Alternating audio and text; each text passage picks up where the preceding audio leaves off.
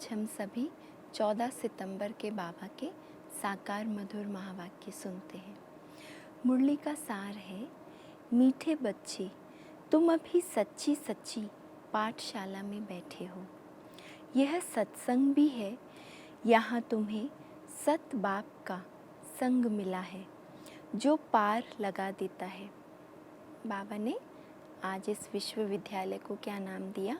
तुम अभी सच्ची सच्ची पाठशाला में बैठे हो। यह सत्संग भी है, यहाँ तुम्हें सत बाप का संग मिला है जो पार लगा देता है। इसीलिए कहा जाता है सत का संग तारे कुसंग डुबोए। प्रश्न है, हिसाब किताब के खेल में मनुष्यों की समझ और तुम्हारी समझ में कौन सा अंतर है?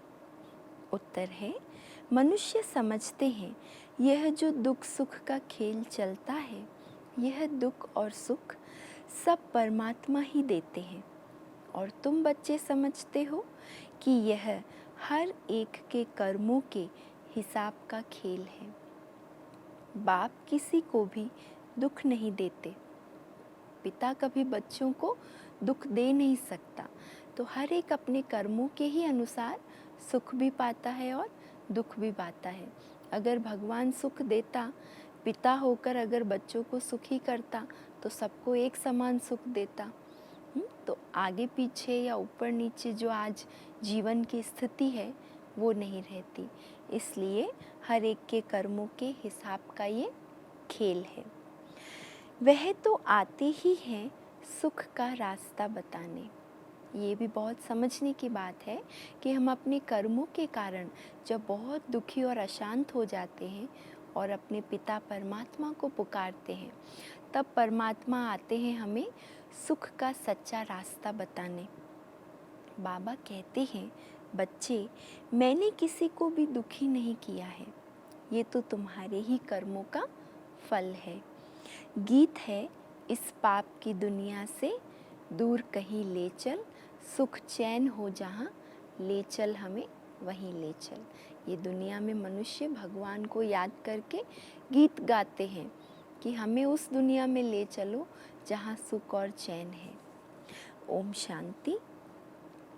मीठे मीठे रूहानी बच्चों ने गीत सुना। किसको पुकारते हैं? बाप को। बाबा आकर इस पाप की कलयुगी दुनिया से सतयुगी सुख की पुण्य की दुनिया में ले चलो। अभी जीव आत्माएं सब कलयुगी है, उन्हों की बुद्धि ऊपर जाती है। जब हम कलयुग में हैं तब हमारी बुद्धि ऊपर अर्थात परमात्मा की याद में ऊपर की ओर जाती है। लेकिन जब हम सुख की दुनिया में हैं, वहाँ हमारी बुद्धि ऊपर नहीं जाएगी, क्योंकि वहाँ तो हम है ही सुखी। बाप कहते हैं, मैं जो हूँ जैसा हूँ ऐसा कोई नहीं जानते हैं। ऋषि मुनि आदि भी कहते हैं, हम रचयिता मालिक अर्थात बेहद के बाप और उनकी बेहद की रचना के आदि मध्य अंत को नहीं जानते हैं। आत्माएं जहाँ रहती है वह है ब्रह्म मह तत्व, जहाँ सूर्य चांद नहीं होते हैं, न मूल वतन में न सूक्ष्म वतन में। बाकी इस मांडवे में तो बिजलियाँ आदि सब चाहिए ना, तो इस मांडवे को बिजली मिलती है रात को चांद सितारों से और दिन में सूर्य से। तो सूर्य चांद सितारे ये सब क्या है? लाइट्स हैं इस दुनिया को रोशनी देने के लिए। यह है बत्तियाँ, इन बत्तियों के होते हुए भी अंधियारा कहा जाता है। रात को तो फिर भी बत्ती जलानी पड़ती है। सत्युग त्रेता को कहा जाता है दिन और भक्ति मार्ग को कहा जाता है रात। ये भी समझ की बात है। नई दुनिया सो फिर पुरानी ज़रूर बनेगी, फिर नई होगी तो पुरानी का ज़रूर विनाश होगा। यह है बेहद की दुनिया। मकान भी कोई बहुत बड़े बड़े होते हैं राजाओं आदि के। यह है इस दुनिया को क्या कहेंगे? बेहद का घर, मांडवा अथवा स्टेज। इनको कर्म क्षेत्र भी कहा जाता है। कर्म तो ज़रूर करना होता है, सब मनुष्यों के लिए यह कर्म क्षेत्र है। यहाँ पर जब इस कर्म क्षेत्र पर हम आ गए तो कर्म क्षेत्र पर बिना कर्म किए रह सकते हैं? नहीं रह सकते ना। तो जैसे कोई कहता है कर्म संन्यास करते हैं, लेकिन कर्म संन्यास तो हो नहीं सकता। उठना, देखना, खाना, पीना, बोलना, ये सब कर्म में आ जाता है। तो जब आत्मा इस शरीर में है और इस कर्म क्षेत्र पर है तो बिना कर्म किए तो रह नहीं सकती है। तो सबको कर्म करना ही है, पार्ट बजाना ही है। पार्ट हर एक आत्मा को पहले से मिला हुआ है। तुम्हारे में भी कोई है जो इन बातों को अच्छी रीति से समझ सकते हैं। जैसे एक्टर पहले से ही प्रैक्टिस कर लेता है अपने डायलॉग्स की, फिर स्टेज पर आकर अपना पार्ट बजाता है। तो हम आत्माओं में भी जन्म जन्मांतर का पार्ट नूंदा हुआ है। जैसे ही हमें शरीर मिलता है और ये कर्म स्टेज मिलती है, हम अपना पार्ट बजाना शुरू कर देते हैं। पार्ट तो हर एक को मिला हुआ है। तुम्हारे में भी कोई है जो इन बातों को अच्छी रीति से समझ सकते हैं। वास्तव में यह गीता पाठशाला है। पाठशाला में कभी बूढ़े आदि पढ़ते हैं क्या? यहाँ तो ये कैसी पाठशाला है भगवान की रची हुई? यहाँ तो बूढ़े जवान आदि सब पढ़ते हैं, क्योंकि यहाँ शरीर की पढ़ाई नहीं होती, आत्मा की पढ़ाई पढ़ाई जाती है। तो आत्मा तो बूढ़ी और जवान नहीं होती है ना, इसलिए सबके लिए एक ही पाठशाला। वेदों की पाठशाला नहीं कहेंगे, वहाँ कोई भी एम ऑब्जेक्ट होती नहीं है। हम इतने वेद शास्त्र आदि पढ़ते हैं, इनसे क्या बनेंगे वह जानते नहीं। कोई भी जो सत्संग है, एम ऑब्जेक्ट कुछ नहीं है। अब तो उनको सत्संग कहने से लज्जा आती है। सत्य तो एक बाप ही है, जिसके लिए कहा जाता है संग तारे कुसंग बोरे। कुसंग कलयुगी मनुष्यों का है, सत का संग तो एक ही है। सत माना ही जो अटल है, अखंड है, अविनाशी है, सतत है, निरंतर है। तो एक परमात्मा ही ऐसा है जो सत्य है, अविनाशी है, अपरिवर्तनशील है। तो इसलिए परमात्मा का ही संग एक सच्चा सत्संग है। अभी तुमको वंडर लगता है सारे सृष्टि के आदि मध्य अंत का ज्ञान कैसे बाप देते हैं। तुमको तो खुशी होनी चाहिए। क्या खुशी होनी चाहिए? तुम सच्ची सच्ची पाठशाला में बैठे हो। बाकी सब है झूठी पाठशालाएं। उन सत्संगों आदि से कुछ भी बनकर निकलते नहीं। स्कूल कॉलेज आदि से फिर भी कुछ बनकर तो निकलते हैं, क्योंकि पढ़ते हैं। बाकी कहाँ भी पढ़ाई नहीं है। सत्संग को पढ़ाई नहीं कहेंगे। दुनिया में कई बार हम देखते हैं सत्संगों में भी जाते हैं मनुष्य, लेकिन वहाँ जाकर भी बुद्धि यहाँ वहाँ भटकती है या इधर उधर के पर चिंतन में लगे रहते हैं। तो वहाँ सुनकर भी जैसे कुछ उसकी धारणा हो नहीं पाती। तो यहाँ तो बाबा कहता है ये ऐसा सत्संग है जहाँ आत्मा को लक्ष्य दिया जाता है, जहाँ एम ऑब्जेक्ट है। इसलिए इस पढ़ाई को सत्संग कहेंगे। शास्त्र आदि तो पढ़कर फिर दुकान खोल बैठ जाते हैं, पैसा कमाते हैं। ग्रंथ थोड़ा सीख कर गुरुद्वारा खोल बैठ जाते हैं। गुरुद्वारे भी कितने खोलते हैं। गुरुद्वार अर्थात घर कहेंगे ना। फाटक खुलता है, वहाँ जाकर शास्त्र आदि पढ़ते हैं। तुम्हारा गुरुद्वारा है मुक्ति और जीवन मुक्ति धाम। सतगुरुद्वार, सतगुरु का नाम क्या है? अकाल मूरत। सतगुरु को अकाल मूरत कहते हैं। वह आकर मुक्ति जीवन मुक्ति का द्वार खोलते हैं। अकाल मूरत है ना, जिसको काल भी खा नहीं सकता। आत्मा है ही बिंदी, उनको काल कैसे खाएगा। वह आत्मा तो शरीर छोड़कर भाग जाती है। मनुष्य समझते थोड़े ही हैं कि एक पुराना शरीर छोड़ फिर जाए दूसरा लेगी। फिर इसमें रोने की क्या दरकार है। यह तुम जानते हो ड्रामा अनादि बना हुआ है। रोने से हम उस ड्रामा की जो सीन है उसको तो हम बदल नहीं सकते, ना ही उस पार्टधारी को वापस ला सकते हैं। तो बाबा ने कहा उस पार्टधारी का जितना समय पार्ट था वो आत्मा पूरा कर नया पार्ट बजाने गई। तो हमें इसको पार्ट और पार्टधारी और इस ड्रामा को समझकर चलना है। हर एक को पार्ट बजाना ही है। बाप ने समझाया है सतयुग में है नष्टो मोहा, मोह जीत की भी कहानी है ना। पंडित लोग सुनाते हैं, माताएं भी सुन सुनकर फिर ग्रंथ रख बैठ जाती है सुनाने के लिए।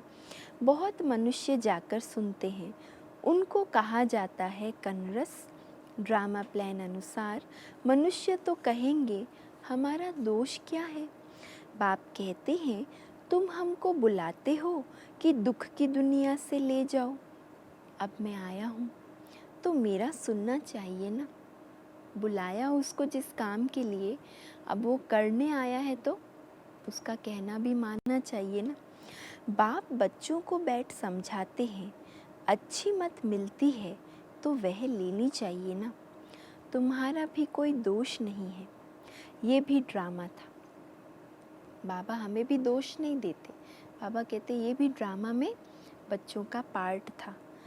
राम राज्य रावण राज्य का खेल बना हुआ है। खेल में कोई हार जाते हैं तो उनका दोष थोड़ी है। जीत और हार होती है, इसमें लड़ाई की बात नहीं। तुमको बादशाही थी, ये भी आगे तुमको मालूम नहीं था। अभी तुम समझते हो जो सर्विसेबल है, जिसका नाम बाला है। दिल्ली में सबसे नामी ग्रामी समझाने वाला कौन है? तो झट नाम लेंगे जगदीश का। जगदीश भाई जिन्होंने बाबा का सारा साहित्य, सारा लिटरेचर लिखा है, ज्ञान का बहुत मनन चिंतन कर बहुत सरल शब्दों में उसे स्पष्टीकरण किया है हमारे साहित्य में। तो बाबा ने उनका नाम लिया। तुम्हारे लिए मैगज़ीन भी निकालते हैं, उसमें सब कुछ आ जाता है। अनेक प्रकार की पॉइंट्स लिखते हैं, ब्रिजमोहन भी लिखते हैं।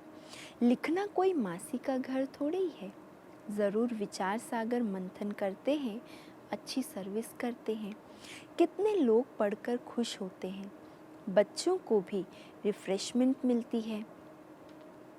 कोई कोई प्रदर्शनी में बहुत माथा मारते हैं, कोई कोई कर्म बंधन में फंसे हुए हैं, इसलिए इतना उठा नहीं सकते हैं, ये भी कहेंगे ड्रामा। कोई कोई को तो बहुत अच्छा सर्विस का शौक़ रहता है, फिर कोई ऐसे भी हैं जो सर्विस के लिए अपने आप को बंधन से छुड़ा नहीं पाते। बाबा ने कहा ये भी ड्रामा है। अबलाओं पर भी अत्याचार होने का ड्रामा में पार्ट है। ऐसा पार्ट क्यों बजाया, ये प्रश्न नहीं उठ सकता। ये तो अनादि बना बनाया ड्रामा है, उनको कुछ कर थोड़े ही सकते हैं। कोई कहते हैं हमने गुनाह क्या किया जो ऐसा पार्ट रखा है। अब गुनाह की तो बात नहीं है, ये तो पार्ट है। अबलाएं कोई तो निमित्त बनेंगी जिन पर सितम होंगे। ऐसे तो फिर सब कहेंगे हमको ये पार्ट क्यों। इसलिए बाबा ने शुरू में ही हमें बता दिया कि ये अनादि अविनाशी ड्रामा है। हर एक एक्टर पार्ट अपना बजा रहा है और हर एक को सुख और दुख उसके कर्मों के अनुसार ही मिलता है। बाबा दुखी नहीं करते, बाबा तो आकर सुख का रास्ता बताते हैं। ऐसे तो फिर सब कहेंगे हमको ये पार्ट क्यों। नहीं, ये बना बनाया ड्रामा है। पुरुषों पर भी अत्याचार होते हैं। इन बातों में सहनशीलता कितनी रखनी पड़ती है, बहुत सहनशीलता चाहिए। माया के विघ्न तो बहुत पड़ेंगे। विश्व की बादशाही लेते हो तो कुछ मेहनत करनी पड़े। ड्रामा में आपदाएं, खिटपिट आदि कितनी है। अबलाओं पर अत्याचार लिखा हुआ है। रक्त की नदियाँ भी बहेगी, कहाँ भी सेफ्टी नहीं रहेगी। अभी तो सुबह को क्लास आदि में जाते हो सेंटर्स पर, वो भी समय आएगा जो तुम बाहर निकल भी नहीं सकेंगे। बाबा ने कितने सालों पहले ये बात बता दी। और अभी तो वो समय आ चुका है जो हम खुद देख रहे कि घरों से बाहर निकलने में कोई सेफ्टी नहीं है। दिन प्रतिदिन ज़माना बिगड़ता जाता है और बिगड़ना है, बिगड़ता जा भी रहा है और अधिक बिगड़ता जाएगा। दुख के दिन बहुत ज़ोर से आएंगे। बीमारी आदि में दुख होता है तो फिर भगवान को पुकारते हैं, याद करते हैं। अभी तुमको मालूम है बाकी थोड़े दिन हैं, फिर हम अपने शांति धाम सुख धाम ज़रूर जाएंगे। दुनिया को तो ये भी पता नहीं है, अभी तुम बच्चे फील करते हो ना, अभी बाप को पूरी रीति जान गए हैं। वह सब तो समझते हैं परमात्मा लिंग है। शिवलिंग की पूजा भी करते हैं। तुम शिव के मंदिर में जाते थे, कभी ये ख्याल किया कि शिवलिंग क्या चीज़ है? ज्ञान समझने के पहले जब शिवलिंग देखते थे तो कभी ख्याल भी नहीं आया होगा कि आखिर इसकी ऐसी प्रतिमा क्यों बनाई गई है। ज़रूर यह जड़ है तो चैतन्य भी होगा। यह तब क्या है? भगवान तो रचता है ऊपर में, उनकी निशानी है सिर्फ पूजा के लिए। पूज्य होंगे तो फिर यह चीज़ें नहीं होंगी। जब हम पुजारी बनते हैं तो पूजा के लिए अनेक सामग्री बनाते हैं, लेकिन जब हम पूज्य बन जाएंगे, सतयुगी पुण्य की दुनिया में चले जाएंगे, तो वहाँ हमें पूजा आदि करने की दरकार नहीं रहेगी।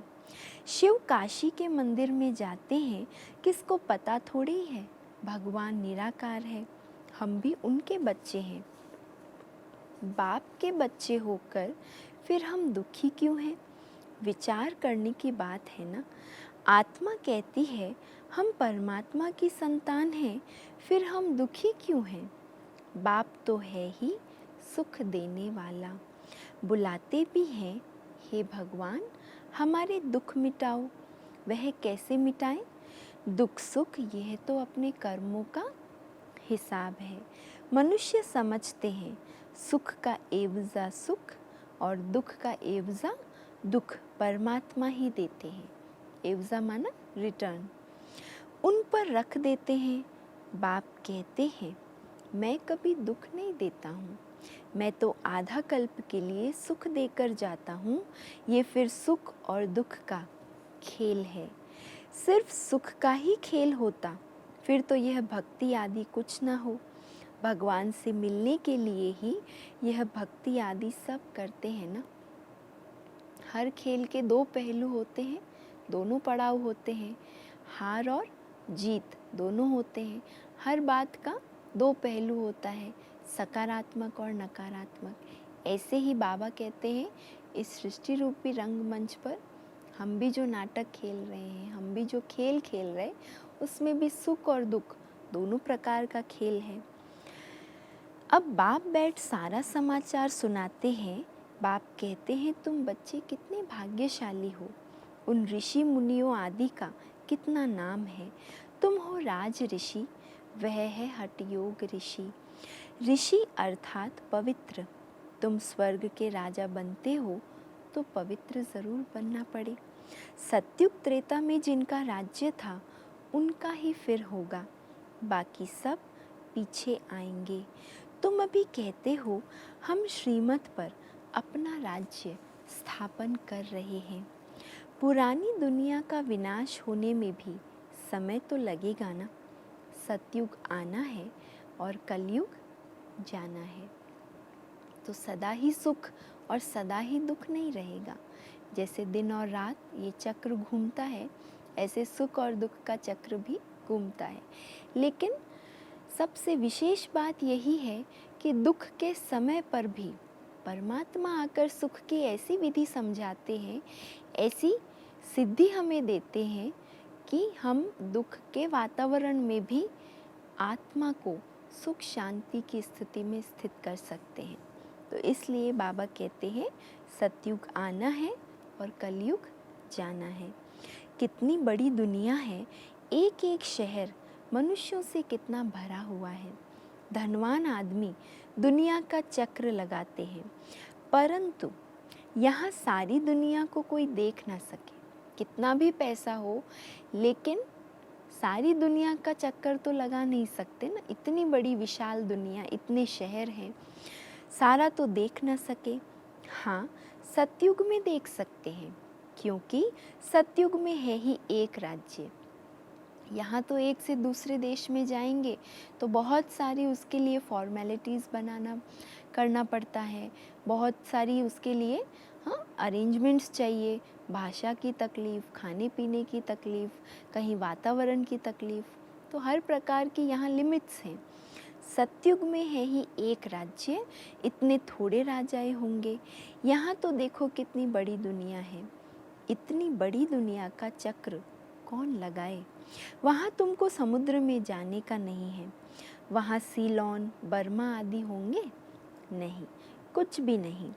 ये कराची नहीं होगी, तुम सब मीठी नदियों के किनारे पर रहते हो, खेती बाड़ी आदि सब होती है, सृष्टि तो बड़ी है, मनुष्य बहुत थोड़े रहते हैं, फिर पीछे वृद्धि होती है, फिर वहाँ जाकर अपना राज्य स्थापन करेंगे।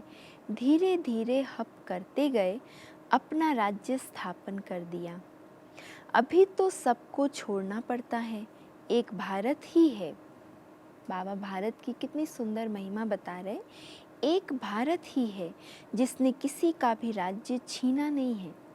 बाकी सब आके भारत को लूट कर ले गए, क्योंकि भारत तो महाराजाओं की, हाँ, देवी देवताओं की दैवी राजधानी थी। लेकिन भारत को अनेक मुल्कों ने आकर लूटा, पर भारत ने किसी को भी राज्य लूटा या छीना नहीं है, क्योंकि भारत असल में अहिंसक है ना।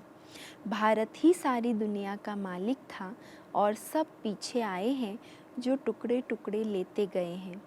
तुमने कोई को हप नहीं किया है, अंग्रेज़ों ने हप कर लिया है। तुम भारतवासियों को तो बाप विश्व का मालिक बनाते हैं। तुम कहाँ गए थोड़े ही हो, तुम बच्चों की बुद्धि में ये सारी बातें हैं। बूढ़ी माताएं तो इतना सब समझ ना सके। बाप कहते हैं अच्छा है जो तुम कुछ भी पढ़ी नहीं हो, पढ़ा हुआ तो सब बुद्धि से निकालना पड़ता है। एक ही बात सिर्फ धारण करनी है। कौन सी बात? मीठे बच्चे, बाप को याद करो। इस याद में सब कुछ समाया हुआ है। इसलिए जो भी हम ज्ञान सुन रहे, धारणा कर रहे, सेवा कर रहे, सबसे मुख्य है याद की यात्रा। याद की स्थिति में रहकर ये सब कुछ करेंगे तो हर बात में सफलता है। तुम कहते भी हो ना बाबा आप आएंगे तो हम वारी जाएंगे, कुर्बान जाएंगे, तुम्हें फिर हमारे पर कुर्बान जाना है। लेन देन होती है ना, हम बाबा पर कुर्बान और बाबा फिर हम पर कुर्बान। शादी के टाइम स्त्री पुरुष एक दो के हाथ में नमक देते हैं। बाप को भी कहते हैं हम पुराना सब कुछ आपको देते हैं। मरना तो है, यह सब खत्म होना है। आप हमको फिर नई दुनिया में देना। बाप आते ही हैं सबको ले जाने, काल है ना। सिंध में कहते थे यह कौन सा काल है जो सबको भगा कर ले जाते हैं। तुम बच्चे तो खुश होते हो, बाप आते ही हैं ले जाने। हम तो खुशी से अपने घर जाएंगे। सहन भी करना पड़ता है, अच्छे अच्छे बड़े बड़े घर की माताएं मारे खाती हैं। ज्ञान सुनने के समय, पवित्र रहने के समय कई बार कई विघ्न आते हैं, तो बाबा ने कहा सहन करना पड़ता है। तुम सच्ची कमाई करते हो, मनुष्य थोड़े ही जानते हैं, वह है ही कलयुगी शूद्र संप्रदाय। तुम हो संगम युगी, पुरुषोत्तम बन रहे हो। जानते हो पहले नंबर में पुरुषोत्तम यह लक्ष्मी नारायण है ना, फिर डिग्री कम होती जाएगी, ऊपर से नीचे आते रहेंगे, फिर आहिस्ते आहिस्ते गिरते रहेंगे। इस समय सब गिर चुके हैं, झाड़ पुराना हो चुका है, तना सड़ गया है, अब फिर स्थापना होती है, फाउंडेशन लगता है ना। कलम कितना छोटा होता है, फिर उनसे कितना बड़ा झाड़ बढ़ जाता है। पहले एक छोटा सा बीज, कितना छोटा बीज होता है, फिर उस बीज से छोटी सी कलम निकलती है, फिर उस कलम से देखिए झाड़ कितना बड़ा हो जाता है और कितना मजबूत झाड़ कि उसके तने से बहुत कुछ यूज़ भी होता है, फर्नीचर भी बन जाता है। तो ये भी झाड़ है। सतयुग में बहुत छोटा झाड़ होता है, अब कितना बड़ा हो गया है। वैरायटी फूल कितने हैं मनुष्य सृष्टि के, एक ही झाड़ में कितनी वैरायटी है। वैरायटी फूल क्या है? वैरायटी धर्मों को बाबा वैरायटी फूल कहता है। अनेक वैरायटी धर्मों का झाड़ है मनुष्यों का, एक सूरत ना मिले दूसरे से।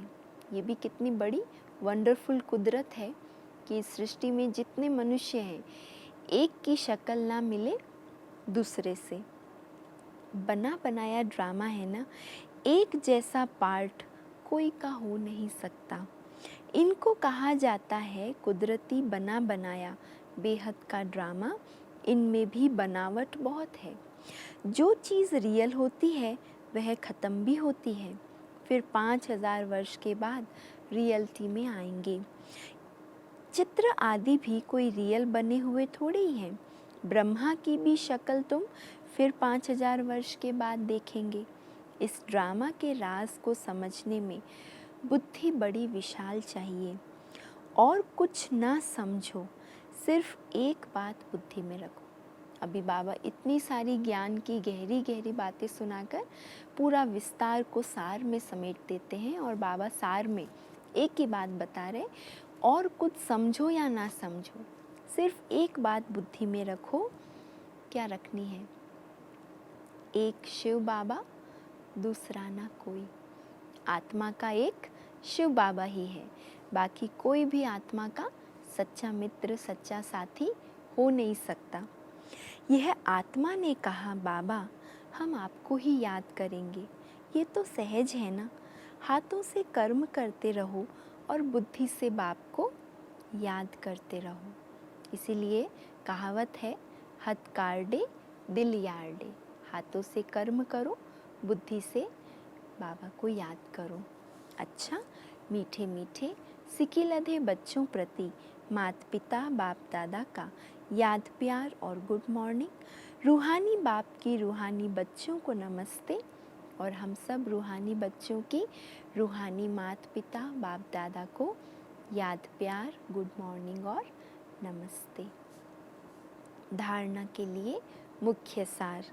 पहली पॉइंट है, सहनशीलता का गुण धारण कर माया के विघ्नों में पास होना है। अनेक आपदाएं आएगी, अत्याचार होंगे, ऐसे समय पर सहन करते बाप की याद में रहना है, सच्ची कमाई करनी है। दूसरा है, विशाल बुद्धि बन इस बने बनाए ड्रामा को अच्छी रीति समझना है। इस कुदरती ड्रामा को, यह कुदरती ड्रामा बना हुआ है, इसलिए प्रश्न उठ नहीं सकता। बाप जो अच्छी मत देते हैं उस पर चलते रहना है। आज का वरदान है, बाप समान वरदानी बन, हर एक के दिल को आराम देने वाले मास्टर दिलाराम भवन। बाप समान वरदानी बन, हर एक के दिल को आराम देने वाले मास्टर दिलाराम भवन।